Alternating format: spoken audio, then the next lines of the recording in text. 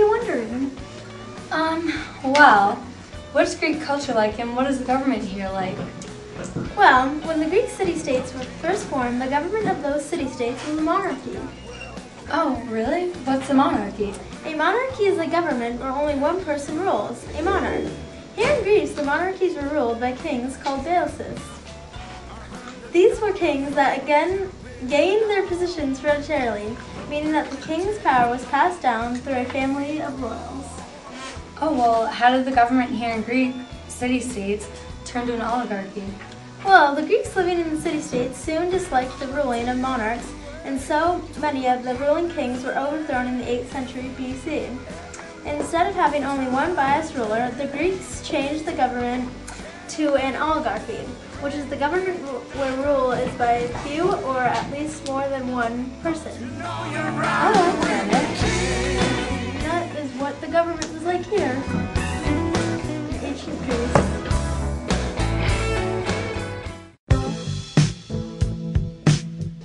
What is an oligarchy? An oligarchy is what occurs when 2 or 3 or sometimes more people rule. The rulers are usually wealthy and born into their positions. What are the pros to an oligarchy? Sometimes it works out really well, and sometimes it is almost a democracy.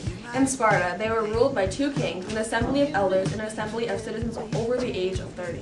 Only sometimes it works out? What are the cons? Well, in Sparta, there was no freedom. Everyone had to serve the state at one point or another in their life. When the oligarchies were only made up of the wealthy people, the poorer citizens did not have a lot of say in what went on. But you're gonna have to serve somebody. Yes, indeed, you're gonna have to serve somebody. Don't cry. Be thankful that because your grandfather served so bravely in the king's cavalry, that when you grow up, you'll inherit all of this. All the estates, the servants, all the gold that you can think of, and most of all, you'll hope to rule Athens with all the other noble families. And so will your children after you, and their children, and their children. Because we're an aristocracy, ruled by the best. We are the best. Servants, all the gold. I am Pericles, the leader of the democracy of Athens, at the funeral of those who died in the Peloponnesian War. Our constitution does not copy the laws of neighboring states. We are rather a pattern of others that imitators ourselves. Its administration favors the many instead of the few. This is why it is called democracy. If we look to the laws, they afford equal justice to all in their private differences. If to social standing, advancement in public life falls to reputation for capacity, class considerations do not being allowed to interfere with merit, nor again does poverty bear the way. If a man is able to serve the state, he is not hindered by the obscurity of his condition.